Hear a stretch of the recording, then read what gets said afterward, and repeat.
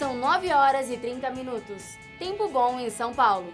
No momento, os termômetros marcam 20 graus. A temperatura mínima prevista é de 16 e a máxima 27 graus. Hoje é sexta-feira, 26 de maio de 2017. Veja agora os destaques do MAC Notícias. Violência contra a mulher tem aumentado no estado de São Paulo. Obras abandonadas pelo poder público tornam-se um problema para a população. Apesar da polêmica do grafite e da pichação, a arte nas ruas sobrevive. Veja também como é possível evitar o desperdício de alimentos. E no mundo tão digital, será que os sebos ainda têm o seu lugar? E tem ainda o esporte e literatura. Estes e outros assuntos você acompanha conosco a partir de agora. O MAC Notícias está começando.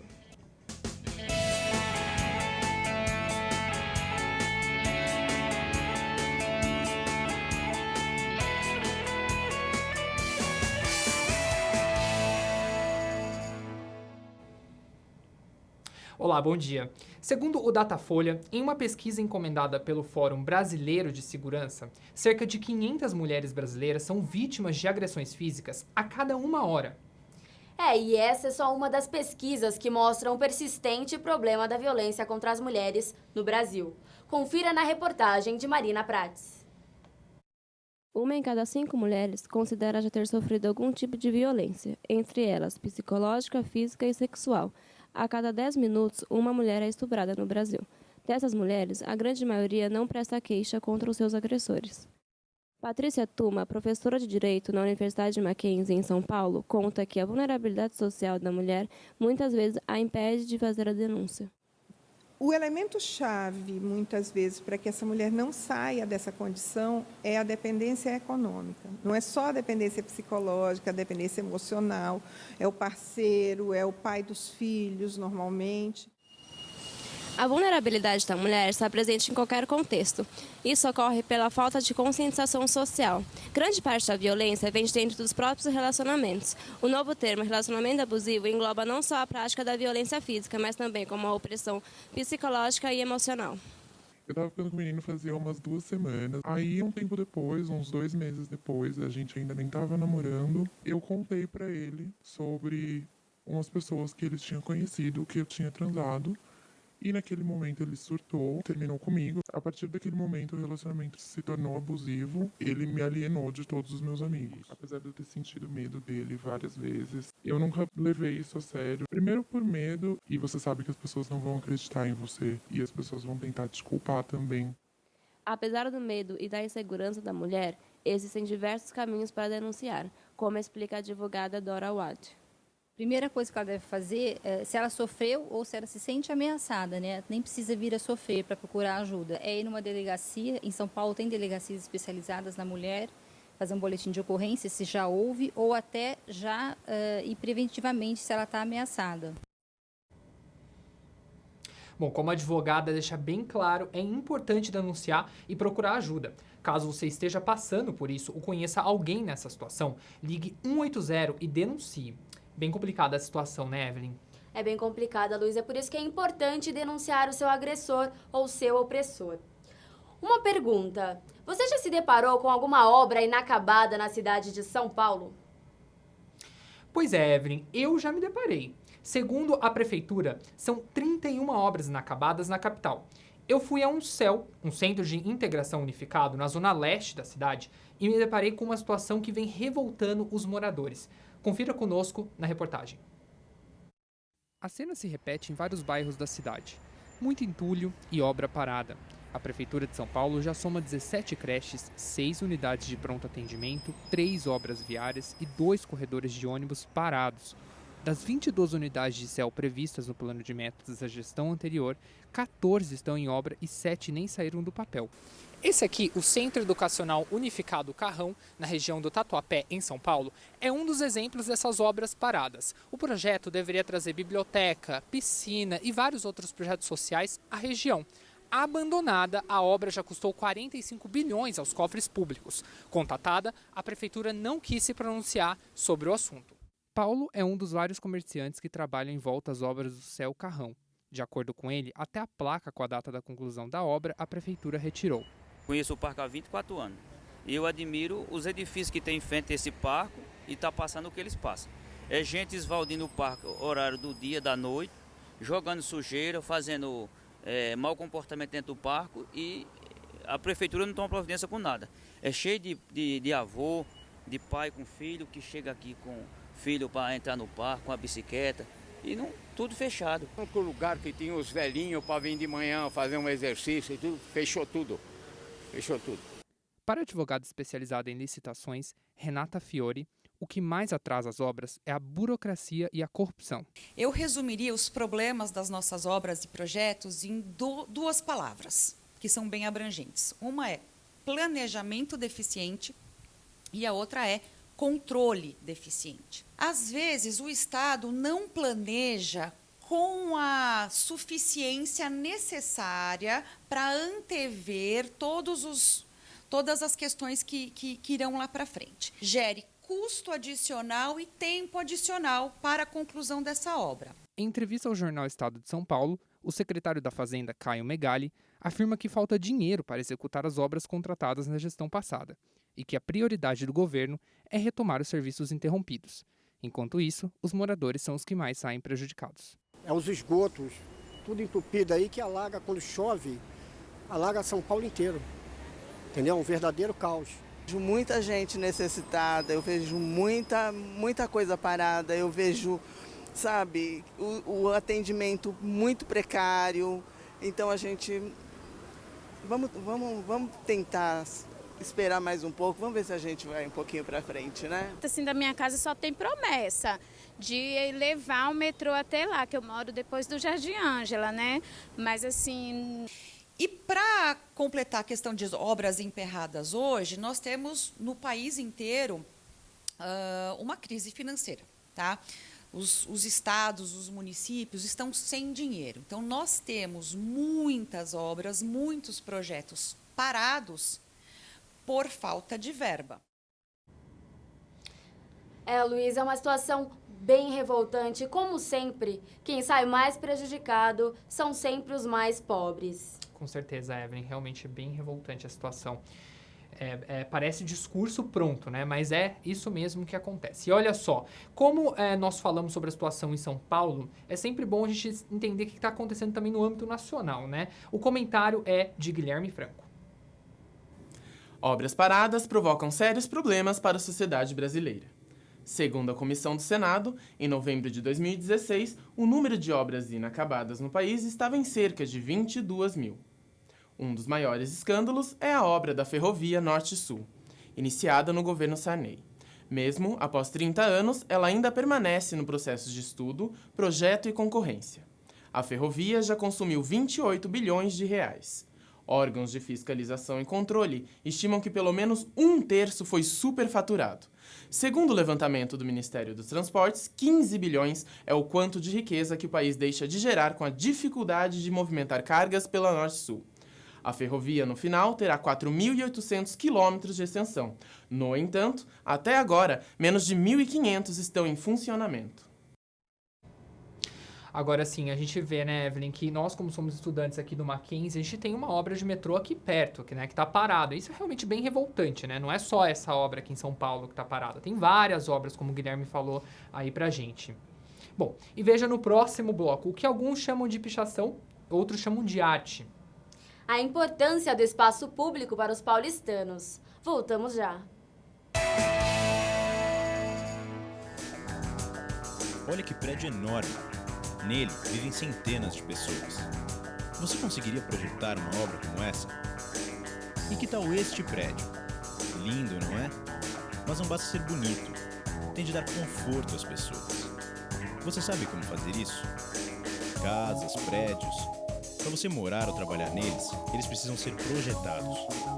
Tem que fazer cálculos, desenhos, prever os materiais. Você seria capaz de fazer isso? Um arquiteto, sim. Em um curso de arquitetura, você tem aulas de sistemas construtivos, paisagismo, conforto ambiental, estética e muitas outras. Você aprende a unir criatividade e ciência para melhorar a vida das pessoas. Mackenzie, há 140 anos formando gente que vai mudar o mundo.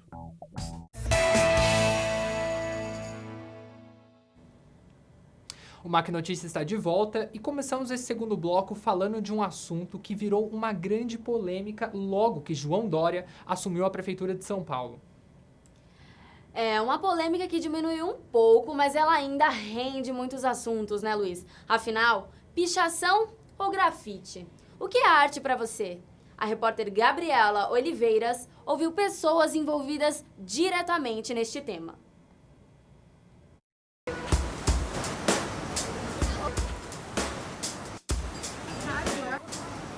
Numa cidade como São Paulo, não há lugar certo para intervenções artísticas.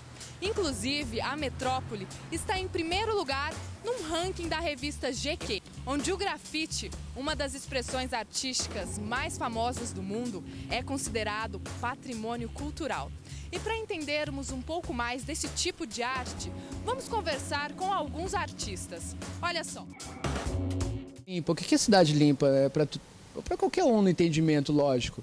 É você limpar o espaço, tirar a sujeira. E tirar a sujeira nada mais é do que varrer, passar uma água, tirar aquele grosso, aquela coisa que está sujando, que está encardido. Agora o piche, ela é tinta. E tinta não é sujeira, tinta é arte. Tem grafite que eu passo na parede, converso um pouco com ela, assim, ouço um pouco o que a parede quer. E aí eu monto umas ideias, aí depois eu volto para lá para pintar. E aí no meio do processo, muitas coisas vão acontecendo. Novos rumos da gestão política da cidade de São Paulo, entender a arte como um fator democratizante do espaço é essencial. E para isso, conversamos com a arquiteta e urbanista Clarice de Moraes.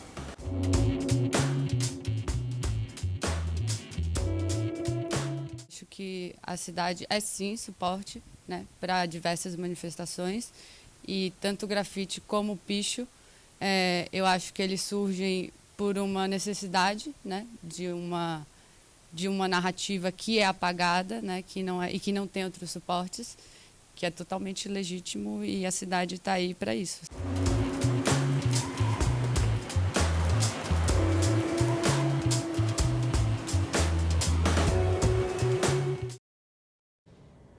Bom, a gente vê que nessa situação o que importa mesmo é o diálogo, né, Evelyn? Sim, o diálogo ele sempre é o mais importante em qualquer situação, né, Luiz?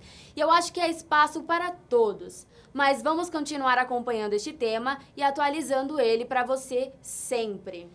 E ainda falando de polêmicas envolvendo a administração João Dória, um outro assunto é a questão da ocupação dos espaços públicos como forma de convivência e cidadania.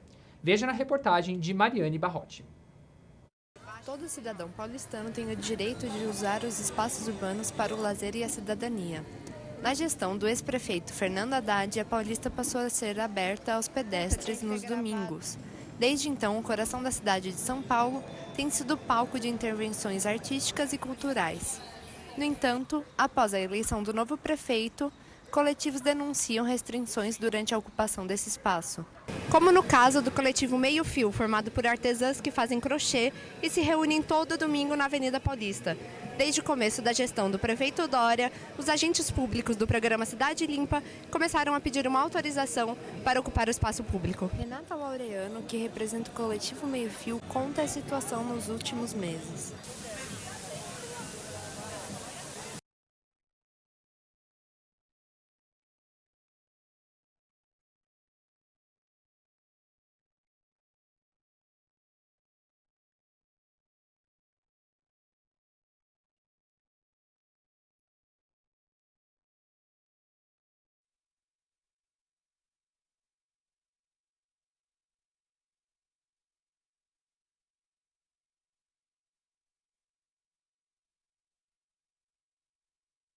O Meio Fio conta a situação nos últimos meses. O Meio Fio se foca principalmente em intervenção urbana, trazer a participação das pessoas para a cidade, através das artes têxteis, que a gente acha que é um canal que é bem popular para trazer a participação das pessoas. Então tem 2 anos que a gente vem aqui, a gente sempre se reúne em espaços públicos, não apenas aqui. E aí, pela primeira vez na semana passada, chegou uma pessoa se dizendo fiscal da prefeitura, uma Kombi com mais de 20 pessoas uniformizadas, com o título Apoio à Remoção, e nos pedindo para sair aqui da Ocupa na Paulista porque nós deveríamos ter uma autorização. Foi a primeira vez que isso aconteceu para a gente. Não foi a primeira vez depois que começou a gestão Dória. Por outro lado, desde a campanha eleitoral, o prefeito João Dória apoia o projeto de lei do vereador Pólice Neto, que visa transformar o viaduto Minhocão em um parque verde. Atualmente, o viaduto é conhecido como Parque Minhocão. Isso porque é aberto para pedestres todos os dias úteis, das 9h30 da noite até as 6h30 da manhã, e o dia todo durante os finais de semana. Mas ainda falta muito para se tornar um verdadeiro parque verde, como explica o diretor da Associação Parque Minhocão, Wilson Levi. Nós estamos trabalhando com a ideia, com a proposta de reduzir o horário de funcionamento do Minhocão, ou o horário de abertura do Minhocão para os carros. Nós entendemos que quanto mais tempo o Minhocão ficar aberto para as pessoas, mais pessoas vão ocupá-lo, porque isso permite que as pessoas convivam, que as pessoas tenham contato com a diferença, com pessoas diferentes. Isso fortalece a questão da tolerância, do respeito ao outro, da diversidade no espaço público. Isso fortalece o próprio sentido de pertencimento à cidade. E agora um assunto mais leve, vamos falar um pouco sobre futebol. Nosso comentarista esportivo, Catulo Góes, já está aqui conosco. Bom dia, Catulo, tudo bem? Tudo bom, Evelyn? Como você tá? Tô bem. Vamos falar então sobre futebol paulista. Como anda a campanha dos times? O meio de semana foi bom para os times paulistas. Na Copa Libertadores da América, o Palmeiras se classificou para as oitavas de final ao vencer o Clube Atlético Tucumã por 3-1. Já o Santos segue sendo o único invicto na competição, depois de golear uma das equipes mais frágeis, o Sporting Cristal, por 4-0. Tanto o Palmeiras quanto o Santos se classificaram na primeira colocação de seus grupos. E o Brasileirão, Catulo, continua neste final de semana com todos os paulistas? É isso mesmo. Todos entram em campo, mas o destaque da rodada é o clássico entre Palmeiras e São Paulo. O Palmeiras não vence o São Paulo no Morumbi desde 2002. E o jogo é um grande teste para o técnico Rogério Ceni, que até agora não convenceu a torcida são paulina. Né, Catulo? E você é palmeirense? Sou palmeirense. Eu também sou, e nós, como bons palmeirenses, né, esperamos que o nosso time faça um bom jogo amanhã, nesse grande clássico contra o São Paulo. Então, apesar desse tabu, que já dura mais de 20 anos, eu acho que o Palmeiras tem um bom time e tem todas as condições para ganhar esse jogo. Muito obrigada pelo seu comentário, Catulo, e vamos aguardar aí as próximas novidades do mundo do esporte. E ainda hoje, como os feirantes fazem para driblar o desperdício de alimentos nas feiras livres. E em meio a tanta tecnologia, qual o espaço dos sebos nos dias de hoje? É daqui a pouco, no Mac Notícias.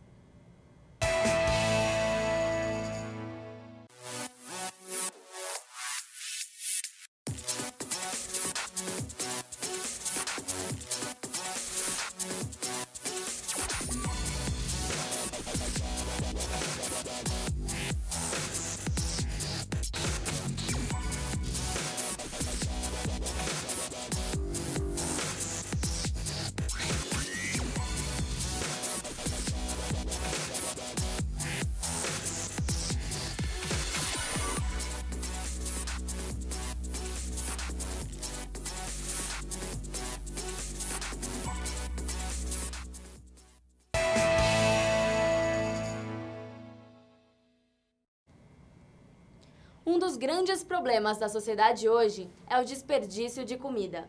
Segundo a Organização das Nações Unidas, para a alimentação e agricultura, mais de 1 bilhão de toneladas de alimentos vão parar no lixo em todo o mundo todos os anos. E o Brasil figura em 10º lugar no ranking dos países que mais desperdiçam alimentos no mundo. Como evitar isso, hein, Evelyn? O repórter Gabriel Fernandes mostra que é possível. Se não evitar, pelo menos diminuir esse desperdício. Laranja, banana, uva, manga, maçã. Segundo o Sebrae, o Brasil é o terceiro maior produtor de frutas do mundo, ficando atrás apenas da China e da Índia. Juntos, esses países representam 43,6% da produção mundial. Porém, o Brasil está entre os 10 países que mais desperdiçam alimentos no mundo. Dentre as pessoas que frequentam a feira, muitas levam em consideração aspectos como a aparência para escolher as frutas que vão parar nas mesas de suas casas. Pela aparência. Porque eu acho que é melhor, né?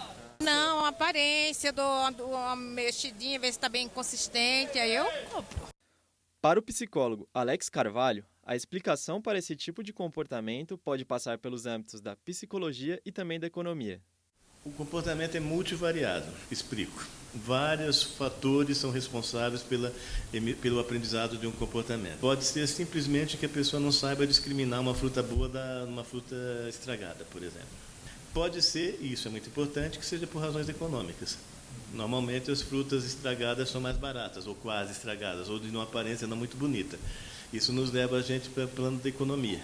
Os feirantes alegam que tentam evitar o desperdício.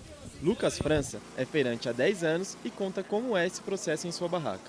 Sempre sobra, mas assim, tem coisas que a gente leva de volta e traz nos outros dias para vender. Mas tem coisas que a gente descarta e sempre tem uma galerinha que vem buscar, tal, no fim da feira. Na barraca de Fernando Batista, tudo é aproveitado. Mas feira nós fazemos bacia, porque na feira nada se perde. Mas, ainda assim, nem todos os alimentos são aproveitados. Você já parou para pensar para onde eles vão? A conscientização em torno do desperdício dos alimentos é de responsabilidade não só dos consumidores, mas da sociedade em geral, como dos produtores, fornecedores e dos feirantes. Dessa forma, é importante que a população reaproveite ao máximo seus alimentos para minimizar os impactos desse desperdício. Por isso, muitas pessoas têm pensado em alternativas para solucionar esse problema. Como é o caso de Roberto Matsuda, que criou a startup Fruta Imperfeita. A iniciativa nasceu para combater o descarte indevido de alimentos que não se encaixam nos padrões estéticos do mercado.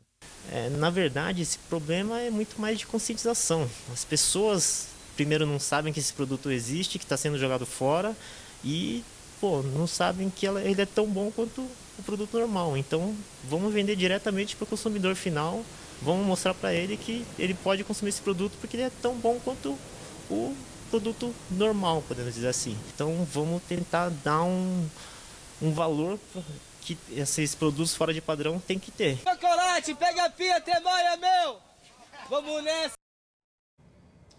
Né, Luiz? Realmente evitar o desperdício é uma responsabilidade de todos, como o Gabriel disse. É muito importante saber que atitudes como essa, apresentada na matéria, pode mudar o mundo. Para entender mais sobre o projeto Fruta Imperfeita, você pode acessar o site www.frutaimperfeita.com.br. Não é só fazer separação de lixo, né, Evelyn? Tem muito mais, né? Exatamente. Aproveitando essa onda de atitudes bacanas, vamos falar sobre um costume que, apesar das novas tecnologias, muitos paulistanos ainda praticam: ir ao sebo. Nossa equipe foi ao centro de São Paulo tentar entender o que leva as pessoas a ainda preferirem sebos a livrarias. Confira na reportagem de Juliana Piton.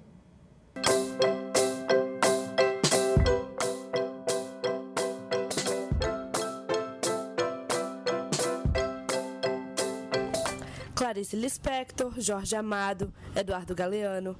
As opções de leitura são infinitas e abrangem todos os gostos. Apesar de várias delas estarem disponíveis em plataformas online, muitos leitores ainda preferem sentir as páginas de um livro físico. Um dos responsáveis por manter este prazer vivo é o sebo, lugar que repassa livros de geração a geração por um preço abaixo do mercado e uma variedade maior que nas livrarias tradicionais. Um dos sebos mais famosos da cidade de São Paulo é o do Messias. Há 46 anos, o local atrai leitores interessados no contato único com uma estante de livros. É o caso de Irley, de 74 anos, que vai ao sebo com frequência desde que o descobriu. Eu gosto mais de pegar o livro, você escolher o que você quer ler. Eu acho legal. Comecei a vir trocar aqui, porque aí fica muito tempo, aí você já leu, aí se você empresta, geralmente as pessoas não devolvem, então não vale a pena. Hoje em dia todo mundo quer ficar usando o celular, andando por aí com o celular na mão, e alguns ficam até ouvindo mesmo no ônibus, por ser mais fácil, né? Eu, no meu caso, já prefiro os livros assim mesmo, e no caso em ônibus eu prefiro ficar assistindo o filme no celular. A gente não consegue tudo digitalizar. Eu acho que a gente ainda tem essa cultura assim, de vir em sebo, de vir em livraria, de vir procurar mesmo, coisa que você ter um PDF, você ter só algo baixado, não te proporciona isso. Leandro trabalha no Sebo Mania de Cultura desde os 16 anos e foi lá onde criou o vínculo forte que tem com a literatura.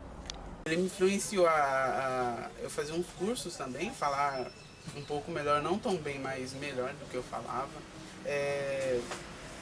influencia na leitura por causa que, tipo, você não lê gaguejando, você lê demais, então é um costume, um hábito que você aprende no dia a dia. Odiava ler, odiava. Hoje eu amo ler.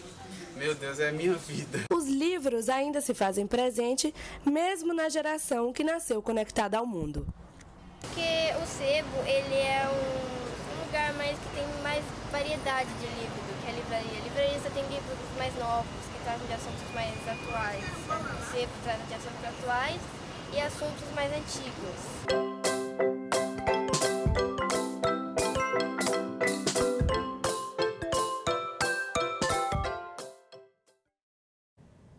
Que legal, né, Evelyn? A gente, como estudante, sabe como que é, né? A gente tem que, às vezes, procurar os sebos mais pelo preço mesmo, né? Sim. Mas até a experiência também do sebo, como foi mostrado no VT, é bem legal, né? A gente ir ao sebo em vez de a Sim, livraria. o preço é um dos fatores que influenciam as pessoas a procurarem cada vez mais os sebos, mas também porque é muito importante a gente ter esse contato com os livros. E o sebo, ele é uma oportunidade incrível para isso, porque ele tem um leque de opções muito maior do que nas livrarias que a gente vê hoje em dia. Bom, muito bacana. Bom, para falar um pouco mais sobre isso, nós vamos conversar ao vivo com a nossa repórter Renata Canivezo, que está com o professor de literatura da Universidade Mackenzie, Cristiano Aguiar. Bom dia, Renata. Bom dia, Luiz. Estamos aqui com o professor de literatura Cristiano Aguiar, que vai falar um pouco sobre a relação dos sebos com a tecnologia. Bom dia, professor. Bom dia, Renata. A relação com o livro físico muda de acordo com as gerações?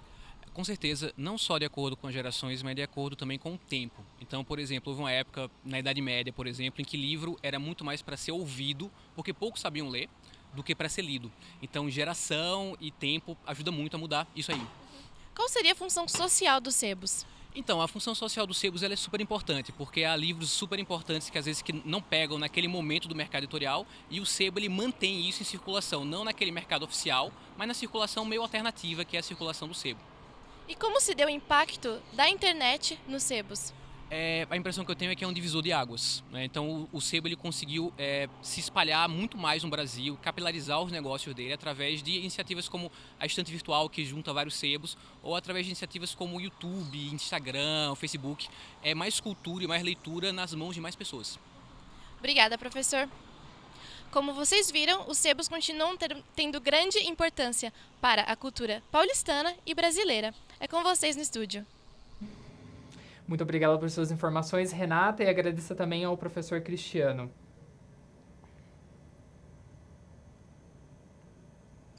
E agora, uma dica para todos os alunos do curso de jornalismo, porque na próxima semana, no dia 1º de junho, começam as esperadas apresentações das bancas de TCC do curso de jornalismo. E esse é um momento muito esperado por nós, estudantes, principalmente para os estudantes que estão cada vez mais perto desse momento, né, Luiz? A gente sabe que vai dando aquele frio na barriga, frio né? na barriga, um arrepio. E a gente separou pequenos trechos de 3 TCCs que serão apresentados aqui no Mackenzie. Vamos conferir. Auxílio de diferentes tipos de transportes coletivos, alcancei Malena, Gabriele e Wesley. O Brasil foi sempre consagrado à Virgem Maria. Ela é sempre considerada mãe do povo brasileiro. Eu sou o Álvaro José Bade Pais Leme de Abreu. Eu nasci no dia 9 de setembro de 1954. Eu sou narrador, comentarista, repórter. Eu até colocaria que aí eu não sou nada, eu trabalho para o público. Luiz, esse é um assunto que nos interessa muito, né? Interessa não só a nós, mas a todos os estudantes aí que vão passar por esse momento de pré-TCC, de produção de TCC e, enfim, de apresentação do seu projeto final. E é bom porque a gente acaba se inspirando, né? Sim, afinal ter ideias nesse momento é muito importante para ajudar a gente a pensar em coisas diferentes. Bom, agora vamos falar um pouquinho de política, num assunto que está na cabeça de todos os brasileiros. A crise que assola Brasília. O comentarista Gabriel Fernandes dá um panorama da atual situação política do país, desde a delação do dono da JBS. Os últimos dias têm sido complicados para o governo Temer. O presidente já afirmou mais de uma vez que não irá renunciar ao cargo, apesar da pressão diária que vem sofrendo. Ontem, a OAB protocolou mais um pedido de impeachment, totalizando 13 pedidos de afastamento de Temer. Paralelo a isso, No Congresso, os governistas têm encontrado dificuldades para aprovar as reformas do governo. Enquanto a oposição tenta barrar qualquer tipo de votação, o governo perde apoio de boa parte da base aliada, o que deve atrasar as votações. É possível afirmar que essa é uma das maiores crises já vividas pela República Brasileira e sem sinal de luz no fim do túnel.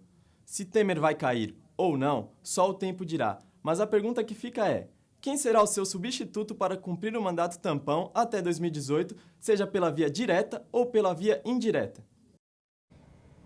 A gente só vai saber isso nos próximos dias, né, Evelyn? Vamos aguardar, né, Luiz? E para terminarmos o jornal de hoje mais leve, vamos falar de uma dica cultural para o final de semana. É isso, Evelyn? É isso, uma dica muito legal.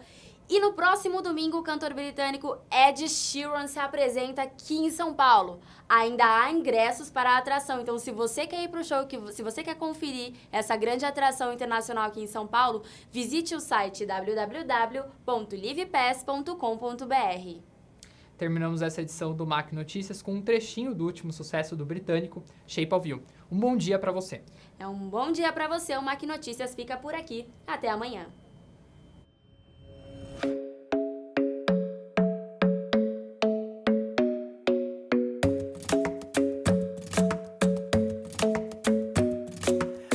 Isn't the best place to find the lovers, so the bar is where I go.